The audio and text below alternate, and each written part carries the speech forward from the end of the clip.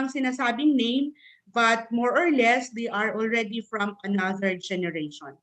So what does this mean? Okay, so our next slide would tell us kung ano yung mga things during our generation. So yung mga builders or the traditional generation or the silent generation, ito yung after World War II. So yung kanilang car, ang model nito ay yung Ford. Yung mga baby boomers during our time, Mustang. Yung generation ay, ito yung generation ni Ma'am V, no? So yung generation natin, Generation X, ito yung mga Commodore. So Generation Y, yung mga Toyota. Generation Z, yung Tesla. Ito yung wala ng driver, no? It is already being operated by the GPS, and now we have the autonomous vehicle, which means we don't need drivers anymore. Ngayon, kung mas maintindihan natin, we will use the music device, no, para makita natin kung saan tayong generation. So the traditional generation, ang kanilang music device ay record player, yung plaka. Yung baby boomers, panahon ni Ma'am V, audio cassette. During our time, ito yung Walkman. Then after that, ito yung iPod. Then the Spotify. Ngayon, smart speakers now. Why? You just have to tell Alexa, Alexa, please play this song. O maya-maya, mag-play na siya ng song. So hindi mo na kinakailangang i-operate. No? Now, with regards to learning styles, during the traditional generation, it's very formal. No? Kahit yung pagsasalita, it should be in proper English. No? So hindi po pwede yung professor talaga ng buong buo, no? During the baby boomers time, it is already structured. So meaning to say they already have their lesson plans or something. Generation X during our time, so hindi siya pwedeng i-download lang. It should be participative. Dapat kasama kami kung ano yung matututunan namin ngayon. So we are part in doing our lesson plan. Generation Y, this is interactive. So we don't just participate. Our children should really interact. No? So kung hindi nila gusto yon o gusto nila yon, they would tell us. So hindi pa pwedeng tahimik lang. Generation Z is multimodal. So which means you will not use lecture as your strategy. You will not only use field trip as your strategy. Marami ng modalities. No? But now, during it's virtual. No? So meaning to say, sometimes they don't have to go to school anymore. You can see each other through virtual world, and then you would learn. So nakita nyo, ibang-iba na. Kaya kung nasa isip pa rin tayo, hahawak tayo ng chalk o hahawak tayo ng whiteboard marker, sa kanila hindi na. No? So our children now, their attention span is very short. In fact, according to studies, their attention span is only good for 7 seconds. So pagka hindi mo na-deliver ang iyong thoughts, no, ang iyong message, then they would just leave you. Anyway, they can always search this in the internet. Now, with regards to technology, nag-start ang Google noong 1996. Akala natin this is it, di ba? Because you can already have everything that you would want to research through Google, pero masyado na palang malayo, no? 1999, 1998, we already have the portable MP3. 1999 nang lumabas ang flash drives. 2000 nang lumabas ang Nokia, no? Then we have Wikipedia in 2001. We have the YouTube in 25. Then we have the Facebook and Twitter in 2006. Now we have the Dropbox in 2007. But there are still so many people, so many students who don't know how to use Dropbox. And this has been introduced more than 10 years ago, 2007 pa ito. No? And then Instagram was in 2010. At ngayon is already 2023. So you would notice in the area, in the world of digital, no, digital world, every year there is something new. Every year there is something new. So pagka hindi tayo nag-upgrade, maiiwan talaga tayo ng mga tao. Masyado nang mabilis ang digital world. So welcome to the fourth industrial revolution or the industry 4.0. What does it mean? The fourth industrial revolution will fundamentally alter the way we live, we work, and we relate to one another. Why? So kanina nga, virtual world na, no?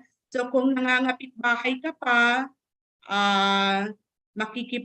marites ka pa doon sa iyong kapitbahay, masyadong malayo, ngayon hindi na, no? So it's just a text away, no? So everything is being changed because of the fourth industrial revolution. So in a little while, we will understand more what is fourth industrial revolution. So the fourth industrial revolution will affect our education, our health system, our work, our communication, even our self-expression, even our information habits, our lifestyle, and our ways of traveling. Nako, para bang, is this excited? No? Is this exciting? Yes or no?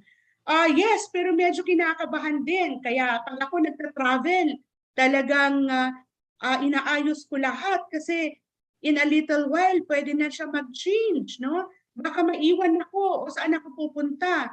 Para bang, can you imagine sa isang airport na para ka lumipat sa isang terminal, you have to take the bus and you have to take the train within that airport, no? So paano 'yon? Kinakailangan nating tingnan-tingnan. Now, just to have a better appreciation kung bakit nasa fourth revolution na tayo, ganito yan, no? So in 1760 to 1900s, ito yung tinatawag nating first revolution. So merong transition period, more or less about 40 years. So ang ginagamit na energy during that time was coal. So ang technical achievement natin was steam engine. Halos lahat-lahat ay gumagana sa pamamagitan ng steam engine, no? So ang na-develop noon, yung textile industry, yung steel industry, no? Ang means of transportation was train. So parang masyado nang mabilis, no?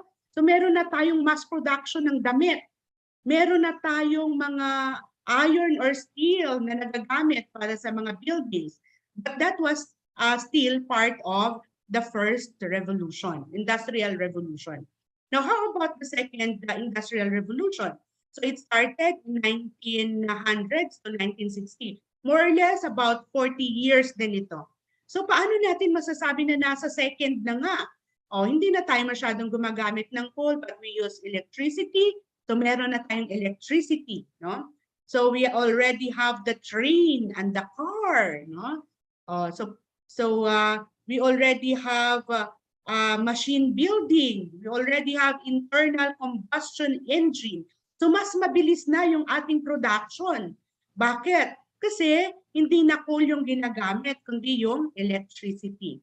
Then here comes now the third industrial revolution from 1960 to year 2000. Gamit na natin ngayon yung nuclear energy. And we have the natural gas. So yung mga computers and robots are actually already manifestation of the third revolution. Mas mabilis na, automatic na lahat, no? So we use already our chemistry, our chemical. Now here comes now the plane. Kaya parang pagka ikaw ay nagbiyahe, masyado nang mabilis. Why? You don't just use the train, you don't just use the car, but you already have the plane. Here comes now the fourth revolution. So it started in 2000. So bumalik na tayo ngayon. So we have the green energies, no? We have the solar, we have the wind, everything should be natural. But when it comes to technical achievements, dito na pumasok yung internet. So yung ating printer is not just yung flat lang, no? But 3D na, no? And then here comes now the genetic engineering. Ayoko ng ganitong sakit. Pwede bang matanggal ang sakit na ito sa akin? So they would make use of genetic engineering to alter some, of the pattern so that better we have better genes. So high technology na ito, sa ating industries. So everything is fast. Everything is fast. Ultra fast in fact, Kaya kung noon pagka nakatanggap tayo ng sulat, inaabot pa ng isang buwan, magpapadala tayo from Mindanao to Manila, tas Manila to Mindanao, babalik, but now seconds lang. You could already see it through your PM, Kahit nasa Australia, kahit nasa Amerika, kahit nasa ibang parte ng mundo, seconds lang. This is really ultra fast. This is part of our fourth industrial revolution. So in its scale, scope, and complexity, the transformation will be unlike anything the humankind has experienced. Why? Because it is really ultra fast. So the next normal, as we call it, or the new normal, as we call it, is the result of the fourth industrial revolution and the pandemic. So ang sinasabi nga yung pandemic na yon, nangyari yon para ma-acquaint tayo sa digital world. So kinakailangan tumigil tayo sa bahay, kinakailangan meron munang 2 taon yata na COVID, o 3 taon na COVID, para nasa bahay lang tayo, magmo-module lang tayo muna, mag-virtual lang muna tayo para mas maiintindihan natin at mas mai-introduce ngayon itong tinatawag na next normal, which is part of the fourth industrial revolution. So in the fourth industrial revolution, everything is tele. Tele, malayo, distance. Tele, everything is embraced. So there are remote processes such as telework. So you work here in the Philippines, but you report in the United States of America. So merong mga medical transcriptions, May mga friends ako na nandito sa Baguio. So sa ganitong oras, from 11 to 3 o'clock in the afternoon, 11 in the morning to 3 o'clock in the afternoon, siya ay gumagawa ng medical transcription para sa New York Hospital. So lahat-lahat ng nangyayari, ginagawa niya sa Pilipinas, then ipapadala doon. Why? Kasi kung gagawin nila doon, it would be very expensive. Pero kung dito, medyo mas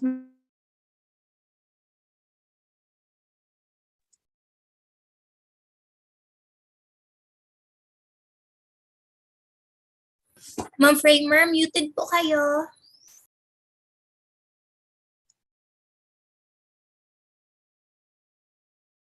Okay na ba? Bakit niyo ako ni-mute? So everything is remote, Telemedicine. So your doctor is in New York. So titingnan lang nila, sige, so show me the result of your x-ray. Show me the result of your laboratory test. Or pwede, habang nilalaboratory ka, actually, nakatingin din siya sa kanyang monitor at nakikita niya lahat yun, Tele din, kahit yung schooling, kahit yung commerce. Kaya kung mapapansin mo, maglalazada lang tayo, magsha-Shopee lang tayo, we can have already the items that we have shopped. Everything is tele, And we have the metaverse. So hindi na siya universe. On the metaverse, there are already so many verse, Kaya kung iniisip natin na tayo lang tao sa mundo, mukhang hindi yata totoo yon. If you would look at your Facebook, meron nakalagay doon na meta. So it's already part of the metaverse.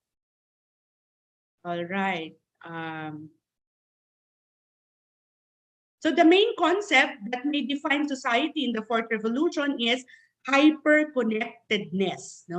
So dito ka lang, meron na tayong, Meron na tayong CCTV dito sa school, pero merong apps na kahit na andun ako nasa Manila ako o nasa Zamboanga ako, nakikita ko kung ano nangyayari sa school. Dahil naka-hook na siya doon sa yung CCTV doon sa apps na yon. So we are still hyper-connected. So meron na tayong tinatawag na telelamay, So kung merong namatay na mga members sa family, hindi na nila kinakailang umuwi. Bakit? Nakikita na nila kung ano nangyayari. So pwede na sila makipag-usap through our telelamay. Ito yung ating Wi-Fi.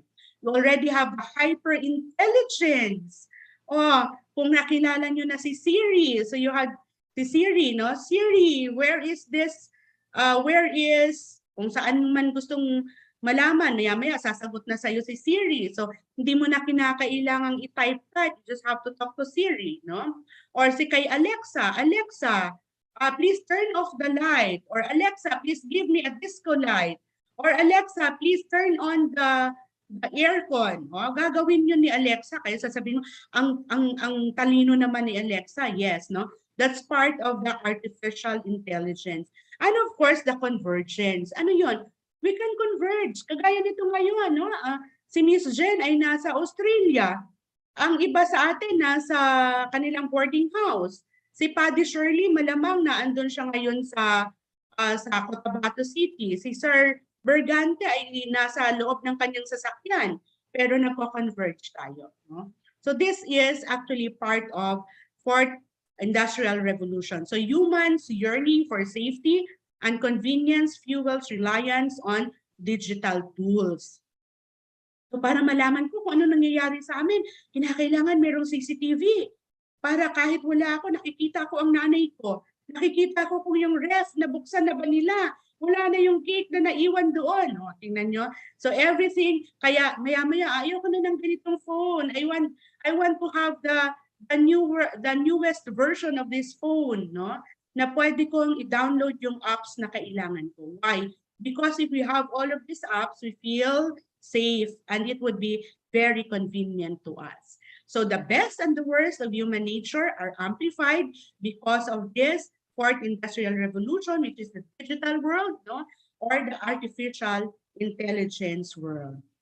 So because of this, the inequality and injustice are also magnified. So you would notice kung mayaman ka, so naandyan lang sa tip of your finger, pero pagka wala kang yaman, parang mahihirapan ka yata doon. Bakit? Parang dito sa school, ma'am, chapi-chapi na ma'am, uulan na ma'am, ma'am, mainit na ang aking cellphone. Ay nako, kasi nga cellphone na ang gamit niya.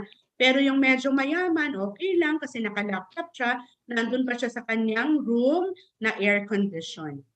So, of course, in this fourth industrial revolution, sabi nga, we will be able to see the inequality and the injustice. So because of this, no, threats to work will intensify from automation, from artificial intelligence, robotics, and globalization. Kaya, kinakailangan nating mas magiging mapagmatsyag. Misinformation will be rampant. So you have to check your source every now and then, no? So marami na siguro sa atin dito na scam. Di ba? Ano yung ginawa natin? Nag-order tayo through online. Akala natin ang darating yung items na ating in-order. Pero ang dumating, fake pala. Oh. Ganun din sa news. Akala mo totoong-totoo. Yun pala, hindi siya tama. So, kung matalino tayo, dapat mas magiging matalino pa tayo. So during this time where parang everything can be shopped through online, the information is ready through online. The misinformation will also be rampant. And this would bring, no, or would cause mental health challenge to everyone. Mahirap. Kaya yung iba, wala na silang farm, nagfa-farm sila sa kanilang game, sa kanilang farmville. So gigising sila ng madaling araw para mag-water ng kanilang tanim. Dahil pagka hindi, mamamatay na yung kanilang tanim, then madidepress na sila dahil namatay yung kanilang tanim. Tanim sa game. Pero yung tanim sa likod ng bahay, matagal nang patay. Diba? So, nakaka-hook kasi. Anyway, so addiction will be in new form. Yan, nakita nyo naman. Kala mo nagyayakapan sila, yun pala merong hawak na cellphone. Magkakasama sila sa bahay, nasa table, yun pala hindi sila nag-uusap, nasa cellphone. Matutulog na lang, katabi pa yung kanyang cellphone. Diba? So every now and then, magla-like and share. Mas maraming like, mas masaya. Mas maraming share, mas masaya.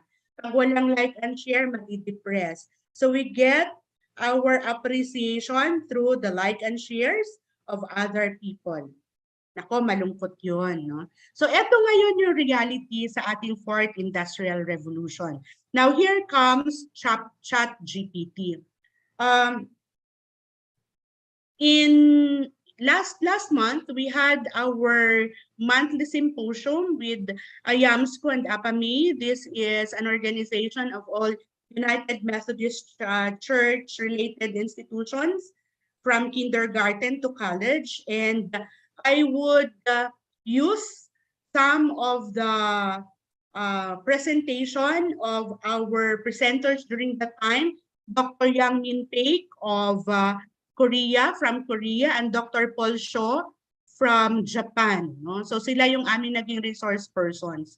So I will use some of their slides para natin maintindihan ng konti. O, eto yan. Time to reach 1 million users. Gaano kaya katagal? Ang Netflix daw, it took them 3.5 years to have 1 million users. Yung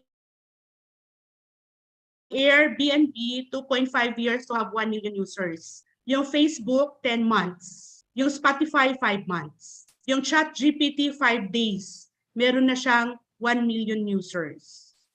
Yung ganun kabilis, ano? Yung Google Translate, it took them 78 months to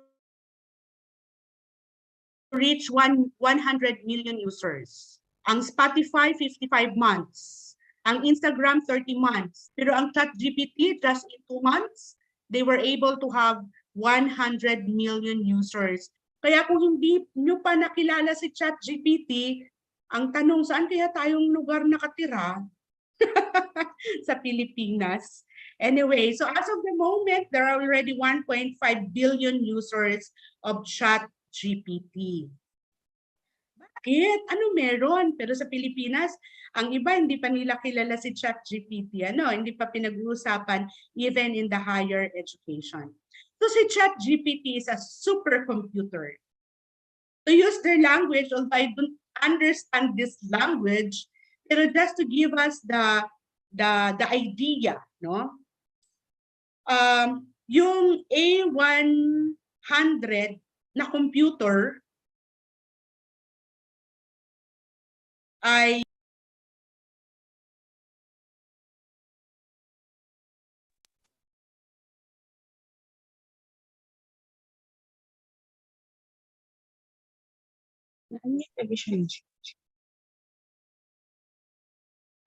minumute ako ng host. So kung sino man yung host na yan, magbantay siya mamaya. Kanina mo pa ako minumute. Okay, so yung A100 na yan, ang ibig sabihin lang yan ay more or less 2,000 times siya ng Intel 19. Can you imagine? Intel i9. Can you imagine? Etong aking laptop ay Core i5. Pero mabilis na ito. So yung A10 at yung A100 ay 2,000 times ang speed niya, no? Sa Intel i9. So ma-imagine nyo kung gaano kabilis yon? 2,000 times i9, ito sa akin i5 lang. Si ChatGPT ay merong 10,000 to 25,000 of A100 na ginagamit. So ganun siya kabilis. So it's a supercomputer. So sabi nga, so how about Siri? Sabi nila si Siri, low class daw siya. Si Alexa, low class daw yon, no? Si ChatGPT is really very, very high. No? So kung itong sa aking computer na Core i5 ay sabihin natin 2 times ang bilis sa Core i9, so kailangan ng 4,000 na ganitong computer sa akin para lang ako magkaroon ng isang A100. Si ChatGPT, 10,000 to 25,000 na A100. So you can imagine it, parang mind-blowing siya. Ganun siya kabilis. Pero ganun siya kabilis. So ChatGPT is a supercomputer. Okay. Ano ang ibig sabihin ng GPT? No? Chat, kasi you chat with it. You chat with ChatGPT. Nakikipag-usap ka sa kanya. Para siyang tao, nakikipag-usap siya. So GPT means Generative Pre-trained Transformer. So ano yung generative? So ang generative AI daw is an umbrella term for any kind of automated process that uses algorithms to produce or manipulate or synthesize data, often in the form of images or human readable text. So siya ngayon ay nag-generate na, hindi lang ng simpleng ABC, kundi maging images, no? Or maging anything that is readable by human person. And this is an AI that creates something that didn't previously exist, no? Kaya sa generative kumbaga magaling siya masyado na pwede niyang pagdugtong-dugtungin yung words na ginagamit natin, then mag-create siya ng something new. So, as opposed to discriminative AI, si discriminative AI, pag nagtanong ka daw ganito, is this image a drawing of rabbit or lion? So, i-discriminate niya. So, this is rabbit, this is lion. Pero si generative AI, ang tanong mo dapat is, draw me a picture of a lion and a rabbit sitting next to each other. At kaya niya nang gawin yon. Kaya niya nang gawin yon. That's why ChatGPT could actually make a simple thesis or can already make an essay, no? Can already make a story. So kung hindi tayo marunong gumawa ng story, tatalunin tayo ni ChatGPT. So, yun ang ibig sabihin ng generative. How about the pre-trained? So this is not a real-time search. So if you will ask ChatGPT about what had happened yesterday, baka wala siyang sasabihin. Bakit? Pwede na ang data na nasa kanya was based on 2022. No? Ito yung latest niya. So gaano kadami? With 3 billion words and 5 trillion documents. Can you imagine? So naandun na siya sa loob ng system ni ChatGPT. It is pre-trained. Everything is there. So pagbukas niyo pa lang ng ChatGPT, sasabihin niya na those that facilitate ChatGPT may use our conversation so that we will be able to have human feedbacks. No? So inaaral niya yung pag-uusap ninyo para mas madadagdagan pa siguro yung mga words na naandun at yung mga documents that already in the system of ChatGPT. And then the T here is transformer. No? So it does not create talaga, but then it organizes best possible connecting words. No? So yung sinabi mo ngayon, na sinabi mo rin kanina, na sinabi mo uli kanina, pwede niyang i-analyze. At sa kanyang pag-analyze, ay bibigyan kanya ng best possible answer. So, kagabi ay kadate ko si ChatGPT at ito yung aming pag-uusap. No? Hello, sabi ko sa kanya. Hello, what is ChatGPT? So hanapin nyo lang ChatGPT, lalabas lang yun. No? Tapos, ibibigay mo syempre yung some of your data like your ano tawag dyan, like your email address, yan. Hihingin niya kung ano yung pwede mong ibigay, no? Or hingan kanya ng Google information or whatever. So nakapasok na ako, nag-usap na kami. So sabi ko sa kanya, hello, what is ChatGPT? Sabi niya rin sa akin, hello, I am ChatGPT, a large language model developed by OpenAI. I am designed to answer questions, engage in conversations, and generate text based on the input given to me. My training data comes from a vast corpus of text, which allows me to understand and generate responses to a wide range of topics. How may I assist you? Sabi ko, galing niya naman, ano? So tinanong ko siya ngayon, paano kaya niya i-introduce yung sarili niya, no, sa bata? So sabi ko, how would you introduce yourself to a 5-year-old kid? O, kasi okay lang yung pagpapakilala niya sa akin, kasi matanda ako. So how about to a 5-year-old kid? Paano niya ipakilala? So ito yung sagot niya. Hi there.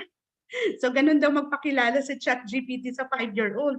Hi there. My name is ChatGPT.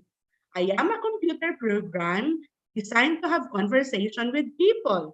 You can ask me anything you want, and I'll do my best to give you an answer.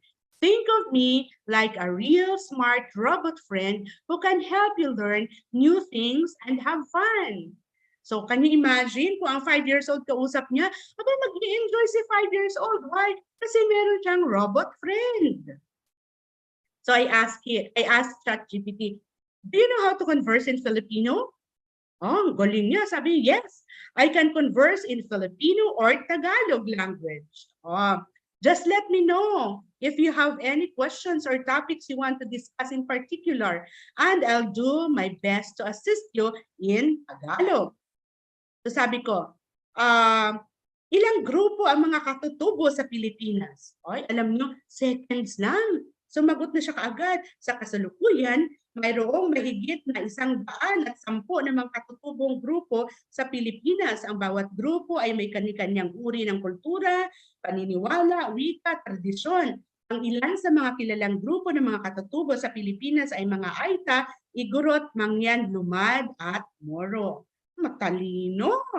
Magaling si ChatGPT. So sabi ko sa kanya, ano ang mga magagandang pangyayari sa Pilipinas? Seconds lang. Ito na siya kaagad, nag-generate na siya.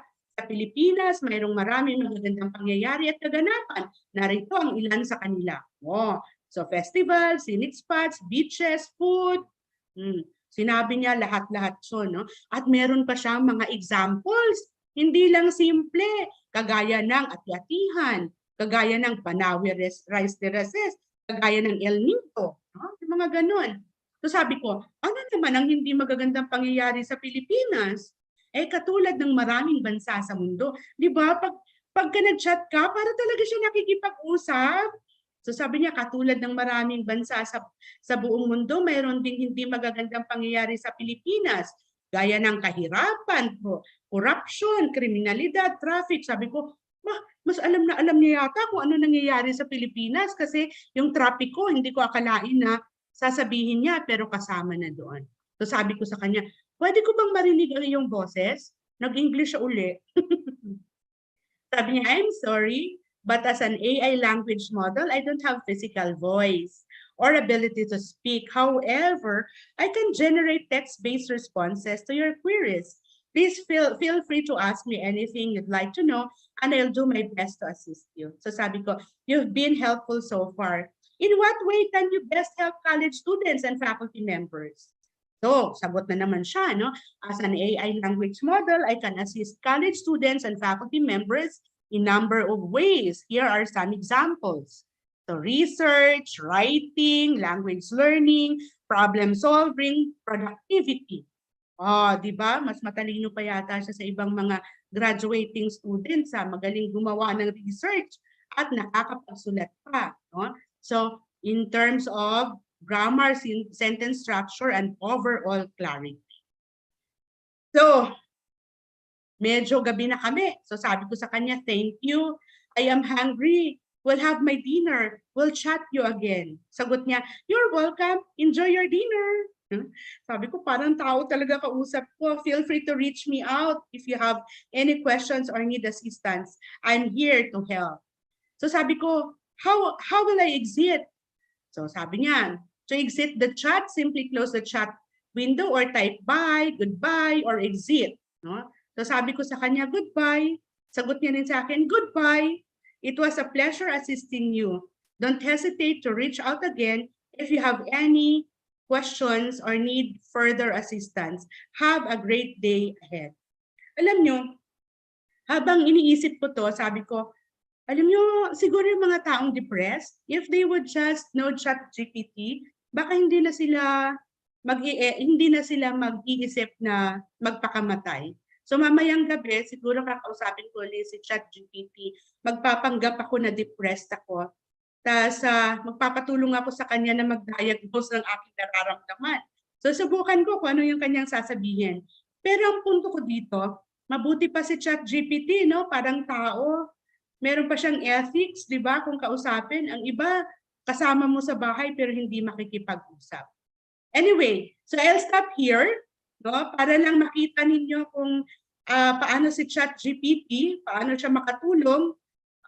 Of course, meron ding mga may mga doon sa aming pag-uusap, meron ding mga something na hindi siya daw masyadong magaling pagdating sa mathematics, pero it's another thing, no? Pero magaling naman siya sa language. Okay? So, I will stop here. We'll have Miss Jen. Titingnan natin kung paano makakatulong si ChatGPT sa inyong pag-aaral, lalong-lalo na sa college level. Thank you.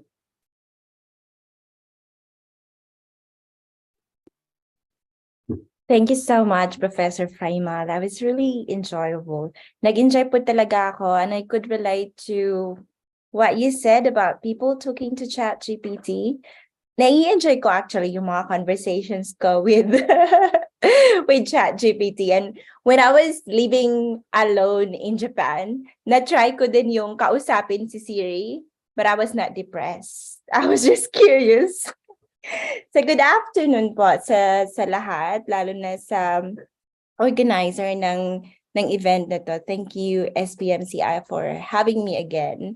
When Arlene asked me to be one of your resource persons, I was really hesitant to say yes because I need to come forward na hindi po ako expert on ChatGPT. I'm one of those professionals in education sector na masyado nang jaded at ChatGPT. Kasi I think since January, we've been to so many webinars na walang katapusang pag-uusap tungkol sa ChatGPT. And I happen to be, ako na Arlene na. Ako na ba? Okay. So, feel free to drop your questions in the chat box if you have any, and feel free to interrupt me anytime if you want to. I want this to be like a very informal conversation between you and me, and I'm here to share my ideas, my experience, and my thoughts on ChatGPT. So yun nga, sabi ko, when I was invited to be one of your resource persons, I was hesitant because hindi ko alam kung negative or positive yung pagtanggap ko sa ChatGPT. I just know, as what Professor Framer showed us, that the capabilities of this technology is astounding, unbelievably good. And the landscape is also rapidly developing, rapidly evolving. Ang hirap-hirap mag-keep up. What is happening today, maybe bukas, iba na naman. So I thought, and I run it by Arlene, I thought, as an educational designer / developer, I happen to be part of this professional sector na mas progressive ang pagtingin sa edukasyon.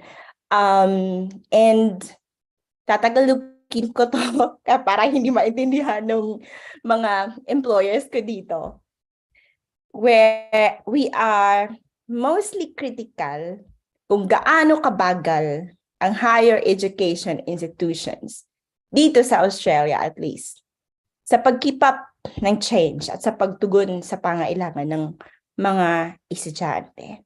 So I said, would you be okay if I would be coming from that position, and that I would be sharing my thoughts from a perspective of an educational designer? And what I would do now is to give my thoughts on how we can take control.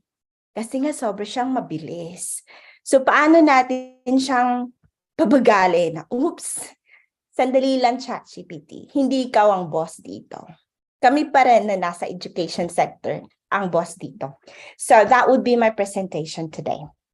Let me just share my screen. All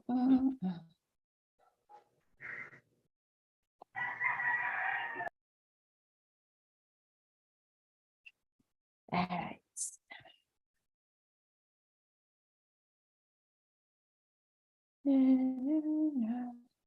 Okay. Can you see my screen? All good? Yes, ma'am. We can Okay, see it. thank you. Let me just, okay. So on ChatGPT, what do educational designers say? Educational designers are like similar to learning designers, educational developers. I just don't know kasi kahit dito sa Australia, the role of an educational designer is relatively new. So if you can let me know kung marami na kayong kakilala ng mga educational designers in the Philippines. Marami, hindi pa. Maybe not. Okay, let's proceed. So I would like to introduce first to you the role of educational designers to set the context on where I'm coming from and also for you to understand why I'm kind of pro and against ChatGPT. So the role of educational designers, I will be talking about that, and I will introduce the principle of constructive alignment as well in teaching and learning, recognizing that there are so many learning and teaching principles na pwedeng gamitin sa kahit na anong konteksto, and not one principle is the best principle. Lahat ng mga teaching and learning principles ay maayos at nakakabuti para sa mga estudyante. I would also be taking you to the other principles of assessment design that we are using, and then on the issue of academic integrity, and then on ChatGPT, and ano yung response ng higher education institutions in an Australian context. And then what are my key takeaways I will be sharing with you. So what do educational designers do like me, and who are they? So these are the people who are specialists in curriculum design, learning design, and assessment design. What they do is they help strategize, design, and develop learning activities using the available range of learning and teaching principles. So for example, in my context, I work for the College of Law, and I am not an expert in law. Our academics are experts, but we recognize that some of our legal academics, or most of our legal academics, don't have education background. They are not necessarily experts in teaching. So that's where we come in. We collaborate with our legal academics. We discuss what are the best learning and teaching activities they can provide their students so that learning becomes effective.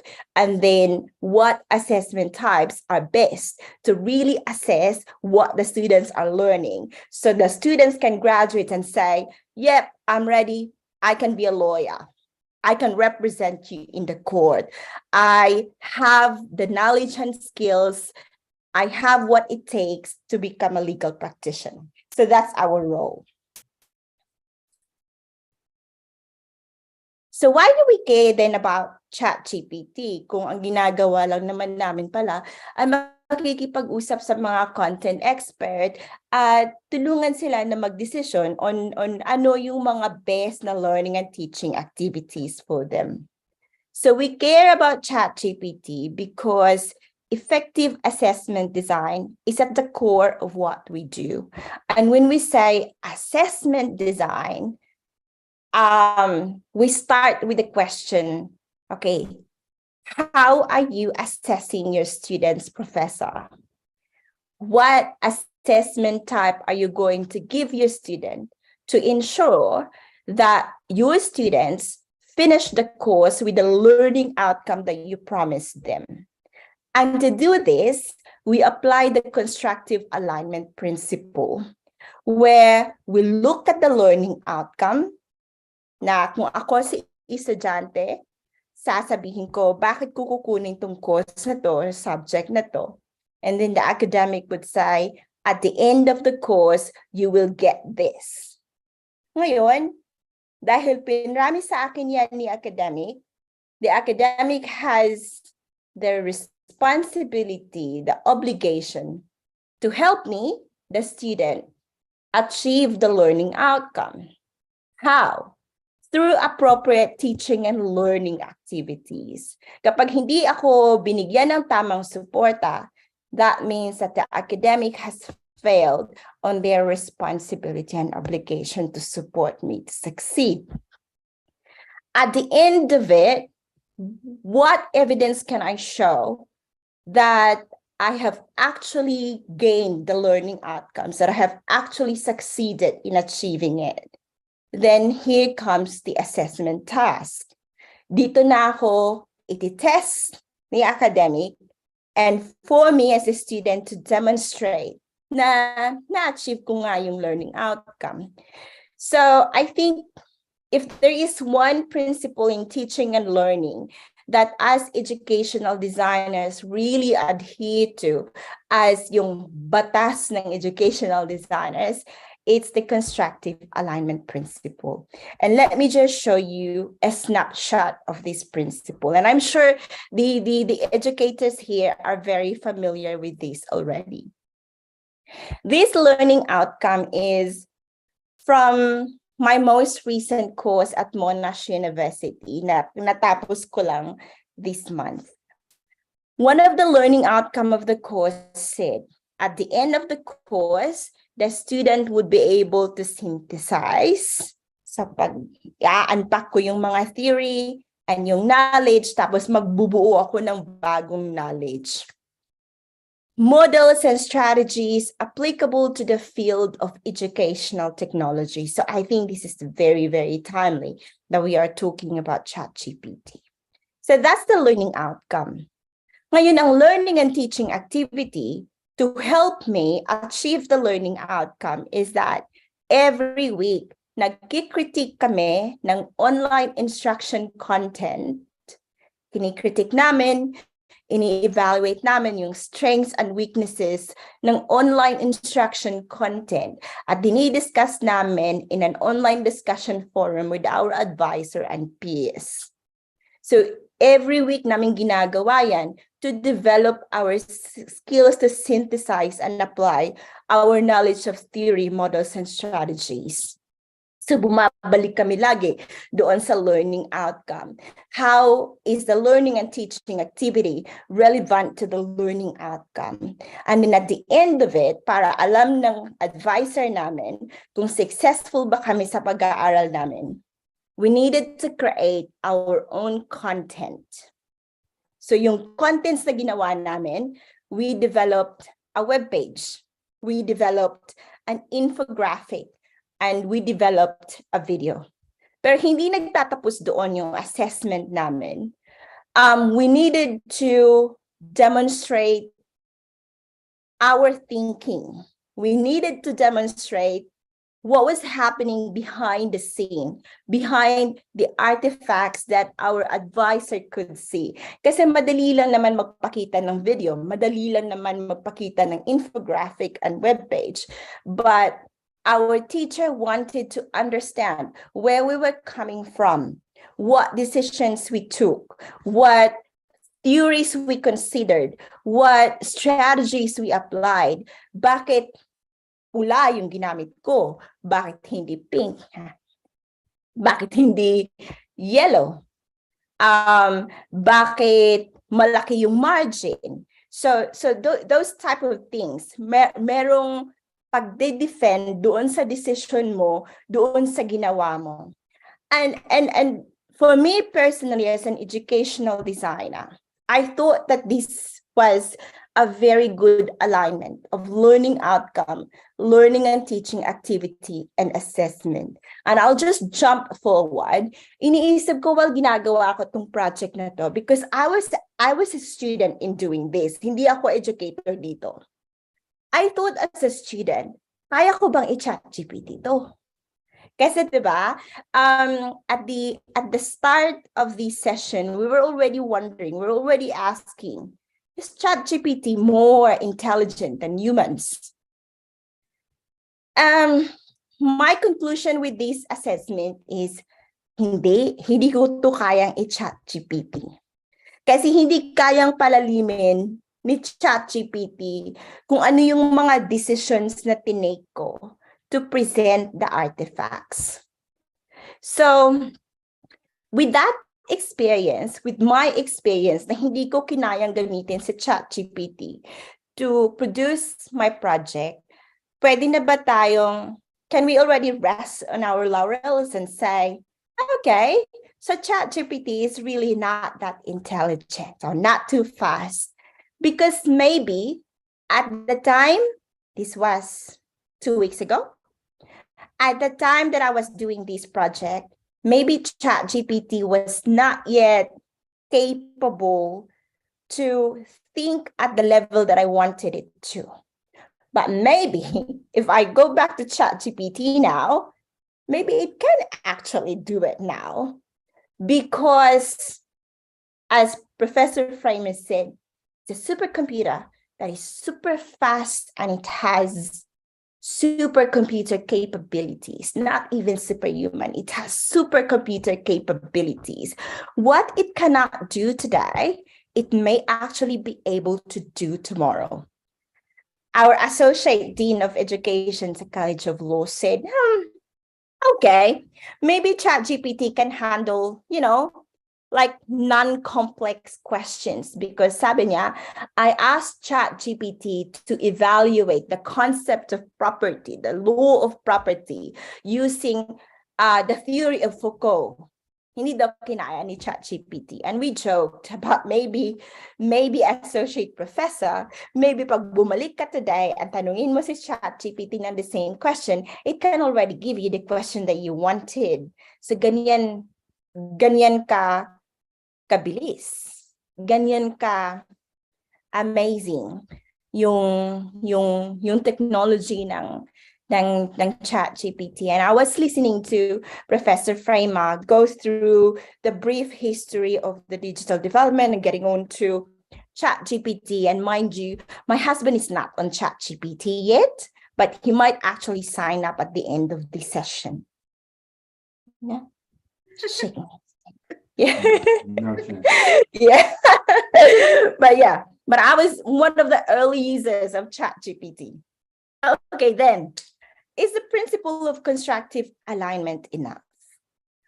Enough na ba na kapag pinalo natin to, masasabi natin na, no, my work, my assessment tasks are ChatGPT proof? I would say no, because the constructive alignment principle needs to interact with other principles in assessment design, such as authenticity. Gaano katotoo yung binibigay mo as educator na assessment tasks to your students doon sa gagawin nila sa totoong buhay? If you're teaching students, if you're preparing students to become teachers, are you giving them assessment tasks that they can actually use in teaching, in interacting and engaging with students? Or are you giving them tasks that is very, very far from what they actually need when they become teachers in real life? The second test, purpose. What is your purpose in using a certain assessment task to test the knowledge and skills of your students?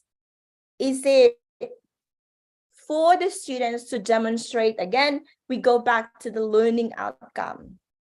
Or gusto mo lang matest kung nag-memorize ba si estudyante ng concepts and figures and data? I mean, and I have nothing against memorization, but I would say it's a low order cognitive skill, at hindi iyan ang kailangan ng magiging teachers mo. Hindi mo kailangan i-test si future teacher on their ability to memorize figures and data because hindi na trabaho ng tao yan ngayon. We have computers around us to do the memorizing for us.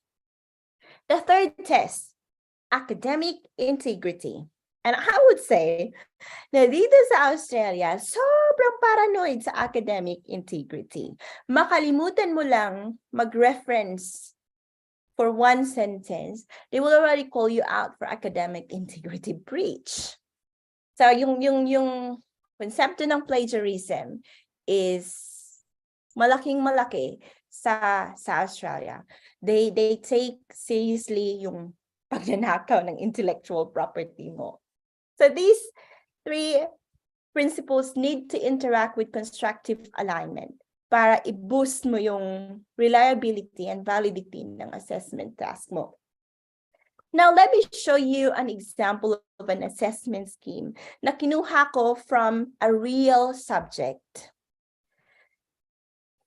The teacher decided on having 10% multiple choice questions, which the students need to do on a learning management system like Moodle. And then there's the 40% research paper. So the students would go out, the students would have like a few weeks research and write on a subject. Then 50% examination, invigilated right there in real time, physical space. The students share a physical space and complete the exams in 3 hours under duress, under pressure, under the watchful eyes of the invigilators. Now, let's test the scheme against the above principles na sinabi ko dito. Multiple choice questions. Authentic ba siya? I don't know. Kapag tinanong ko ba si future lawyer, future engineer, future teacher ng, which is the best answer? A, B, C, D. It's for the educator, not for the educational designer to decide whether it's a useful type of assessment task. But then yesterday, I was reviewing a course for one academic, and then they're using 10% multiple choice questions. So I wanted to show that multiple choice questions these days, maybe 5 years ago, but ngayon, it no longer meets the requirement for academic integrity.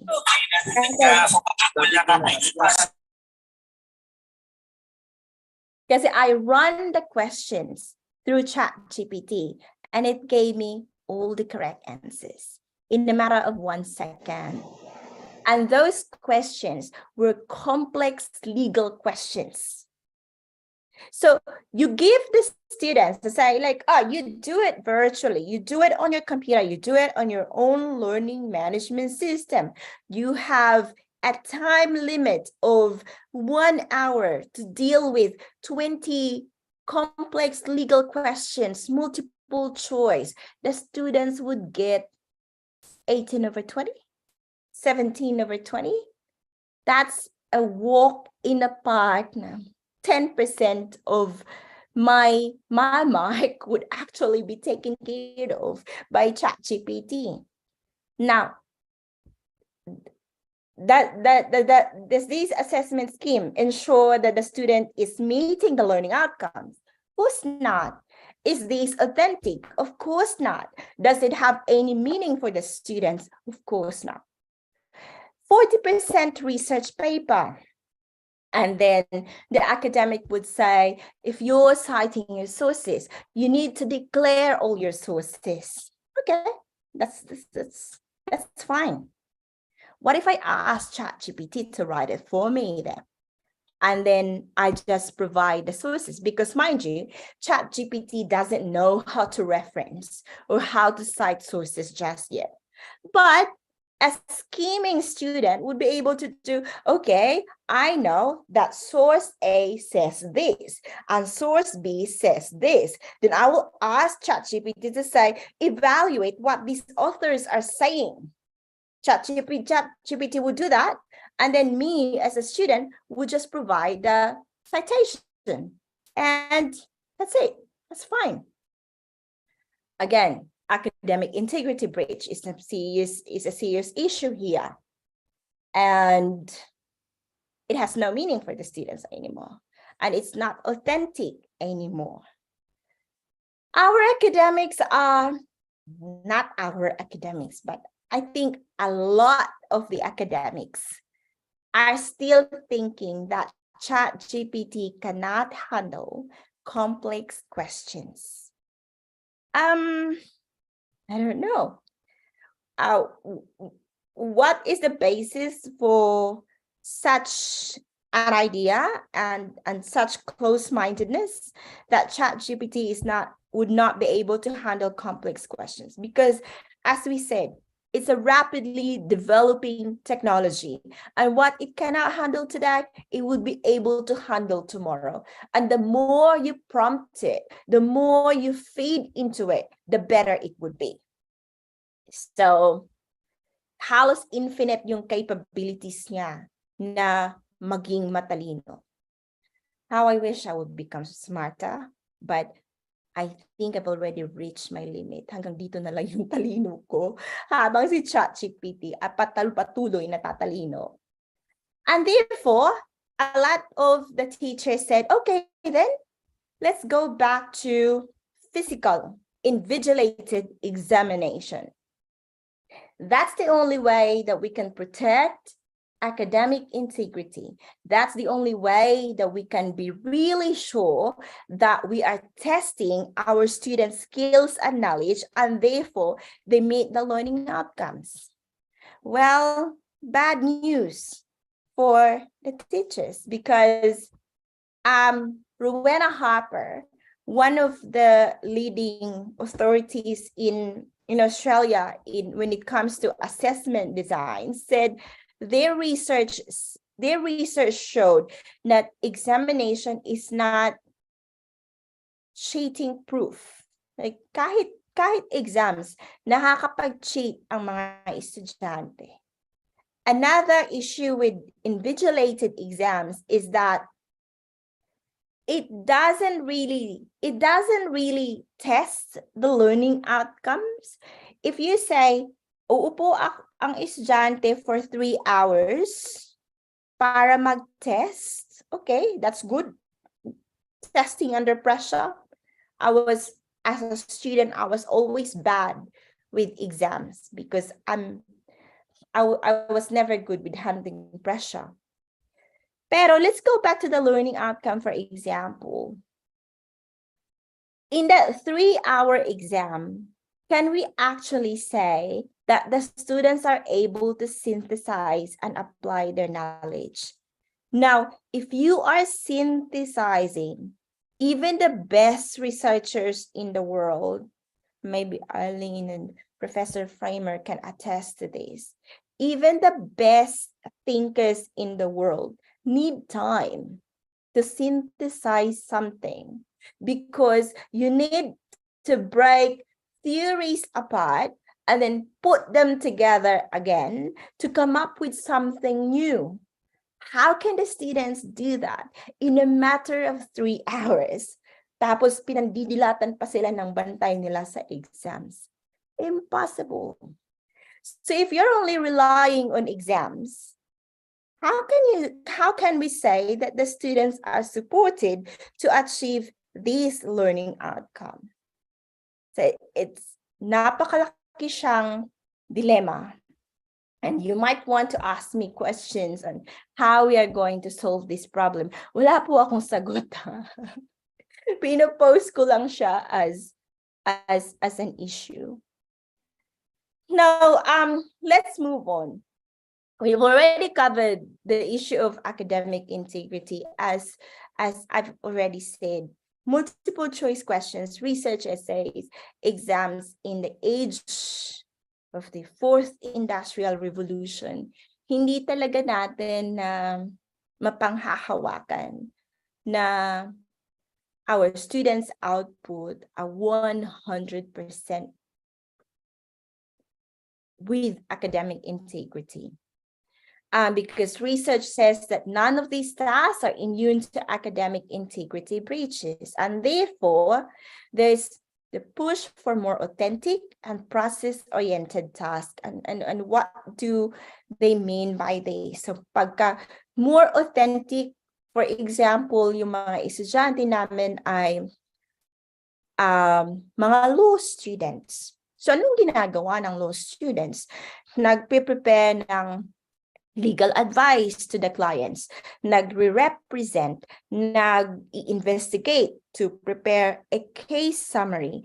So we encourage our academics to get the students instead to do authentic tasks, get them up like in a moot court para turuan sila kung paanong mag-defend ng clients nila.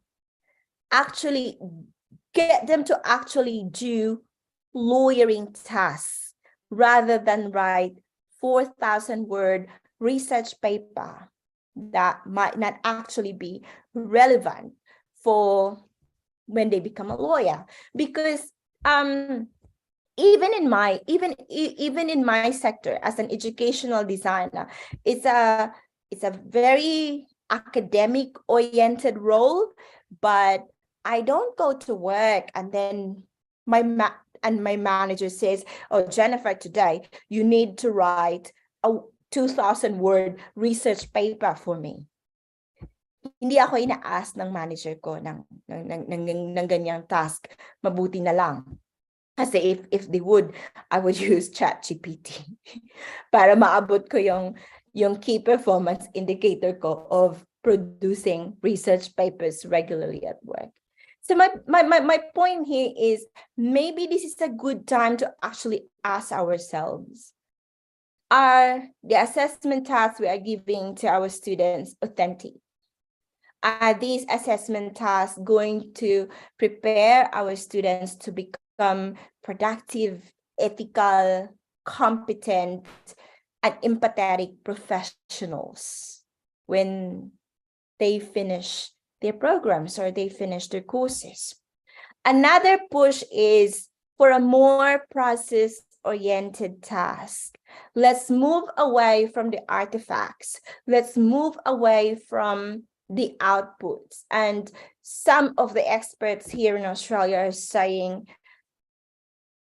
maybe the skills that the students need to write a 2,000, 3,000, 5,000 research paper is no longer the task that we need in this time and age. For example, one professor presented on how they revised their course in engineering, an engineering and robotics course. So instead of asking the students to produce a robot or a computer or an app, he asked his students to demonstrate how they put together their project, step-by-step demonstrations of what they did in order to come up with the project. So the output doesn't really matter. It's the process that was being graded. Paano mo ginawa yan? Bakit mo ginawa yan? Paano sa tingin mo makakatulong sa project yan? So nangyari ba? So those kinds of questions. And those kinds of questions, when they are done orally, when they are customized to the student's needs, customized to the student's context, you cannot ChatGPT it. Kasi even though ChatGPT is a supercomputer, it can also do so much. Kasi sabi ni Professor Faima, hindi naman siya nangyayari in real time. It needs to draw from a gigantic database, di ba? Pero pag kinausap mo si estudyante, face-to-face, ng personal, like, okay, I have your project here. Now let's talk. How did you do it? Now, does this mean, am I saying na wag na magbigay ng research project or ng research paper na assessment task sa mga estudyante? No, I'm not saying that.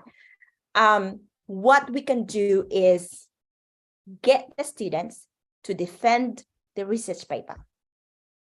Ask them questions. Really drill down on their thinking. Bakit ka nag-arrive sa conclusion na to? Bakit ganito yung mga premises mo? Pwede bang ganito? O bakit hindi mo to kinansira? So those kinds of tasks, the experts say is like difficult para sa ChatGPT to cope.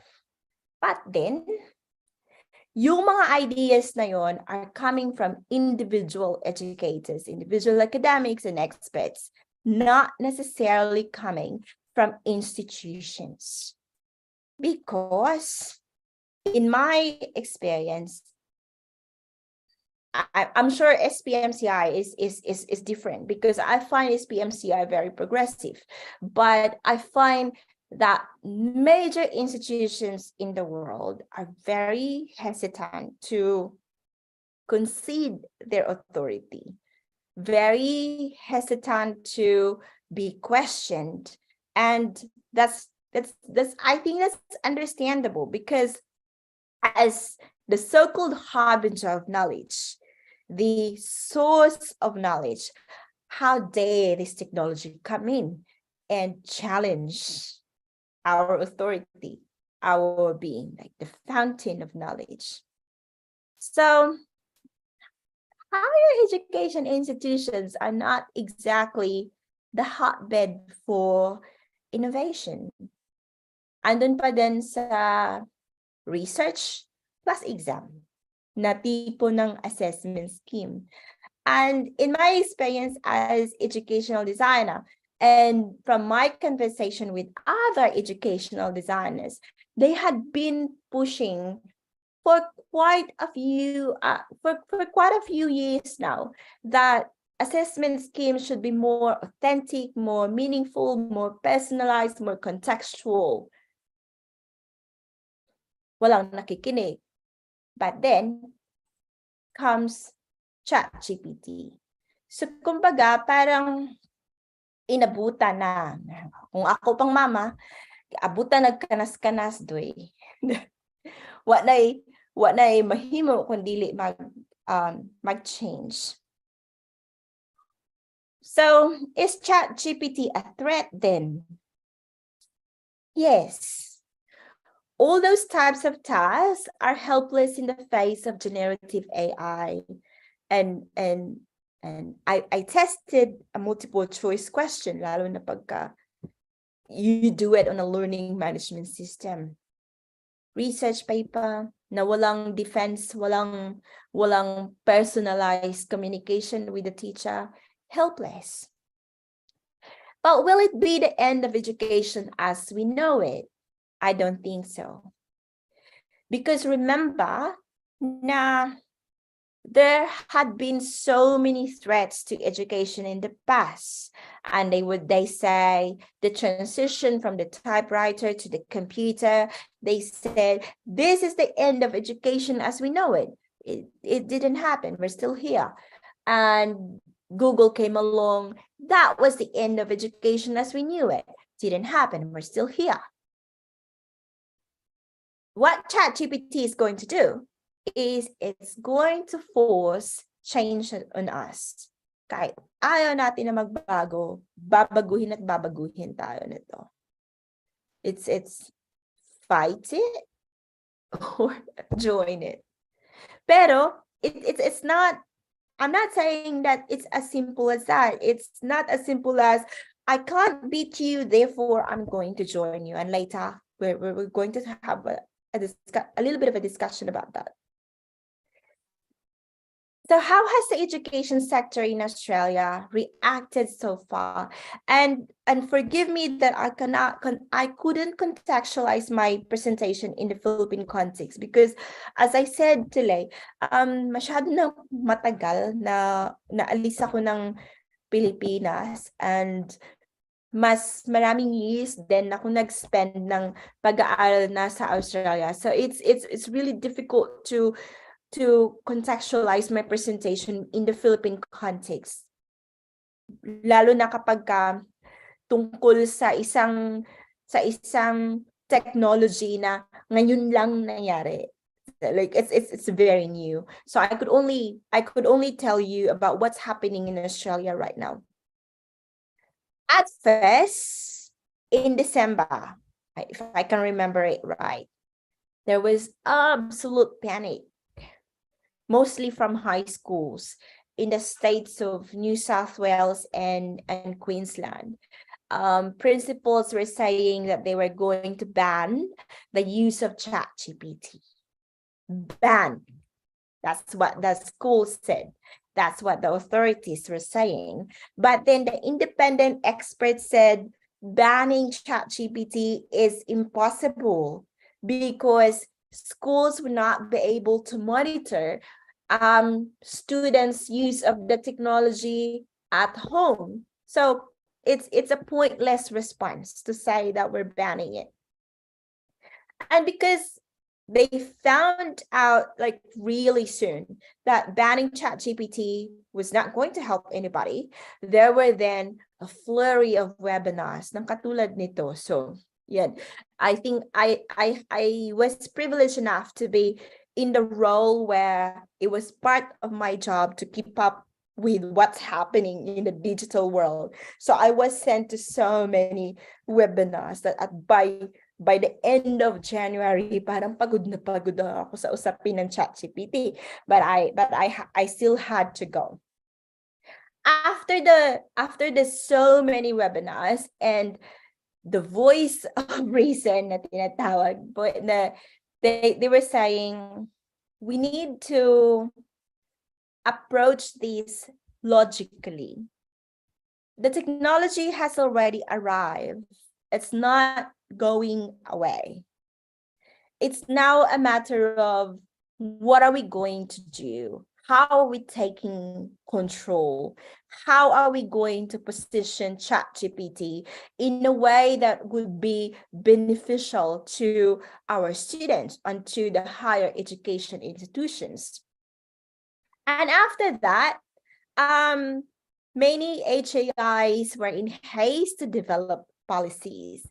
Amongst the policies were telling the students that not citing their sources is an act of academic integrity breach. So they said to the student, if you're using ChatGPT in your research paper, you need to tell us.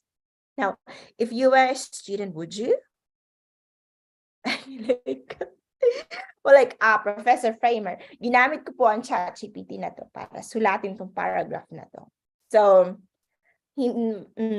I would really hesitate because baka ibabagsak ako ni Professor Framer because there's still the stigma.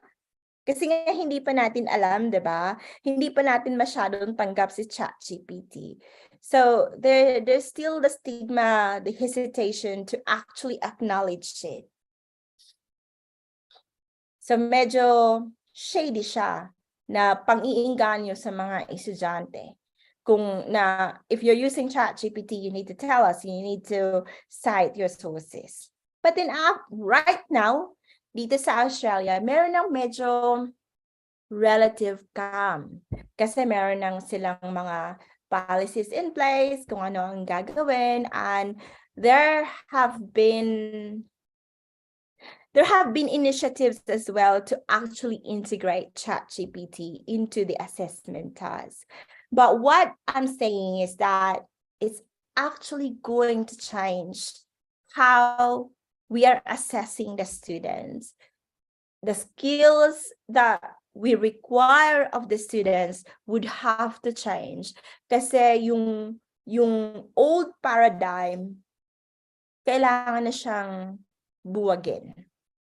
Kasi the old paradigm would not fit in with the present reality. But then the present reality too is quite messy. It's very messy. And because one of the consequences of ChatGPT is that I think I've already discussed this na yung traditional types ng assessment task, sorry, this is a typo, this is not ChatGPT here, but assessment tasks are weak. Na-expose siya na kini-question tayo, baka hindi lang exams ang kailangan ng mga estudyante. Baka hindi lang individualized at isolated na pagsusulat ng research paper ang kailangan ng mga estudyante. Maybe we really need now to be inventive and think hard about what our students need when they finish universities and colleges. Second, change affairs institutions left with no choice but to discuss change. Yung mga malalaking institutions na ayaw pag-usapan yung changes, wala na silang choices but to actually be open to it. And then it questions academic integrity. And then the certainty of digital divide. And I think this is one of the saddest consequences of ChatGPT. As you already mentioned, nasa Pilipinas napakalaki talaga ng digital divide. ChatGPT would worsen that divide. And the sorry thing, the unfortunate thing is that developed countries like Australia is not going to do so much to help out. It would be so busy to take care of its own students. It would be so busy to be in front of the innovations and development. It would forget that a lot of people, a huge swathe of population in the world would be left behind. And then what are the ethical implications of using ChatGPT? Again, with the digital divide, what is going to happen? It's going to deepen the economic divide of the haves and the have-nots. And are the students going to use ChatGPT dishonestly? One of the experts in Australia said that it's not really a matter of question when it comes to the students using ChatGPT dishonestly, because they said today's generation are actually very ethical, very empathetic. And in fact, for example, here in Australia, a lot of our students are activists. They take pride in being called activists. Like activism is a thing to be celebrated here. They are climate activists, human rights activists, animal rights activists, all kinds of activists. And as activists, they hold themselves to the highest ethical standards. So one expert said, it's actually good na confident daw sila na hindi gagamitin ng mga estudyante unethically. But the question now is not so much more on the students, but on the business's interest. OpenAI is a free version of generative AI, but remember that it was Microsoft that funded OpenAI development. And sooner or later, maglalabasa na ang mga paid versions and iterations ng ChatGPT, and who can afford them? Yung mga mayayaman, yung may mga pera. And when time comes that ChatGPT is already an accepted tool, it will only reinforce again the divide at so many levels between students who can afford and students who cannot afford to use paid versions. So ano na ang ginagawa ngayon ng some educators?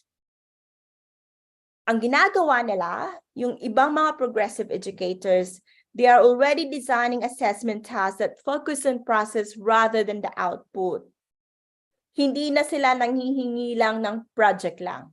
Nagtatanong sila sa estudyante, paano mo to ginawa ang project? Sabihin mo sa akin. Second, some of the educators are having an open communication with the students about generative AI.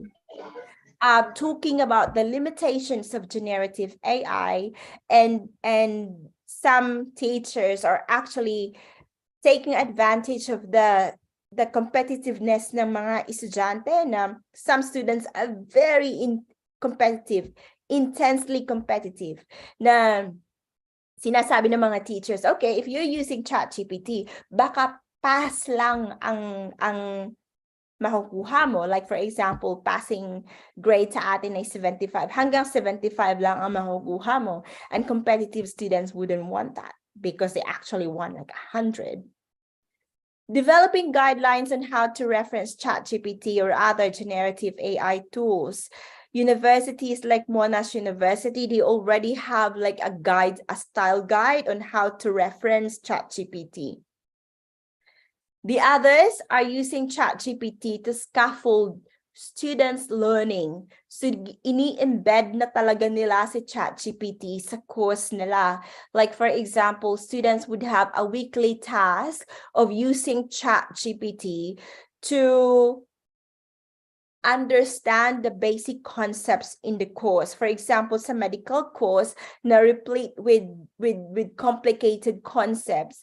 Sinasabi ng mga educators, okay, you use ChatGPT to explain to you in layman's terms the complex medical concepts so that when you come to my class, you will no longer be burdened by understanding these concepts. So you are ready to actually take on the higher cognitive level of skills and knowledge. So ginagawa nilang tungtungan si ChatGPT sa pag-aaral ng mga estudyante. And then again, having more authentic and personalized tasks. Maybe ang pagsusulat ng research essay ay hindi mo naman talaga kailangan kapag ka nagtrabaho ka na sa opisina or kapag ka naging engineer ka na. Like, it is very, very unlikely that your boss would say, okay, for example, si Arlene would tell Ria, I need you to write like a 3,000 word essay today on the latest in pedagogies. Like, what? Like, bakit? So, ano yung kailangan ng mga estudyante? Since November hanggang ngayon, siguro yung key takeaways ko about ChatGPT is that it's a scary development because it challenges everyone in the education sector. It is actually a threat to our jobs too. But we need to stay in control. We need to ensure that we're assessing what we say the students are going to achieve at the end of the course. Kapag pinramis mo sa estudyante na ito yung makakaya na nilang gawin at the end of the course, as educators, we need to make sure that they are supported to achieve those learning outcomes. And we are testing those learning outcomes. If they need to evaluate something, give them an assessment task that would actually need them to evaluate X and not memorize concepts. Because memorizing A, B, C, D to Z is not an act of evaluating something. That is not a higher order cognitive skill. Second, to put the students at the center of the whole learning experience. It's okay to panic. It's okay to question our practices. Pero wag lang nating kalimutan, everything that we do is for the students. Design the whole learning experience for the students. And then move away from artifacts kung kaya natin. Artifacts would be research paper, I don't know, paggawa ng anything na output-oriented and focus on how students are learning. Actually take away the pressure for the students to produce best-looking projects, best written research, but actually know your students. If your students are not producing the best output there is, ask them. Because maybe they can actually give you deep insights on the challenges that they were facing in the process of producing the output. And then, dyan mo sila i-judge. Dun sa thinking process nila. Because as professionals, alam ko maraming may estudyante dito, pero madaming na ding mga nagtuturo na academics and professionals. As professionals, we don't do our jobs in isolation. We do our jobs in collaboration with our peers. We ask our peers, we go to our peers, how do I do this best? Hindi ka naman babawasan ng sweldo for asking your boss, di ba? Like, you're asking way too many questions. Pagdating ng sahod, you have no more pay because I already took out money from your salary for asking too many questions. That means you don't know how to do your job. That's not how it works in the real world. To create equitable learning environments, we know na mahirap mag-create ng learning environments na equitable, lalo na kapag a lot of the students don't have the sufficient digital tools that they need. So maybe step back. Ano yung pwede mong gawin? What reasonable adjustments you can do for the students who are only using cell phones? Gawin mong parehas yung labanan ng mga estudyante base dun sa ano yung meron nila. Students who have good laptops, have good internet connection, maybe they don't need so much support. But maybe students who only have cell phones, maybe they need more support. So like, just think about how are we going to provide reasonable adjustments for the students based on their personal situations. And then lastly, prepare the students for the real world. And I think, like, for me, this is a very important point to reiterate. Ano yung kailangan ng mga estudyante para sa totoong buhay? I know I've been very, very critical with research essay, but I'm actually good at writing research essay because I've been trained for so many years on how to write a good research essay. But sadly, when I went to my first teaching job, I realized that my students didn't need me to write research essays for them. My students actually needed me to be able to apply the best theories and principles in learning and teaching in a way that would benefit them. And in my current role, our academics don't really care that I can write. Like, I can evaluate the different theories of learning and teaching. What they actually wanted from me are practical recommendations and advice on how to design an effective learning environment. So these are my key takeaways. And I don't know if this is answering questions on your part or nakakagulo lang ng isip, but hopefully you got something out of this. And if you have any questions, please let me know.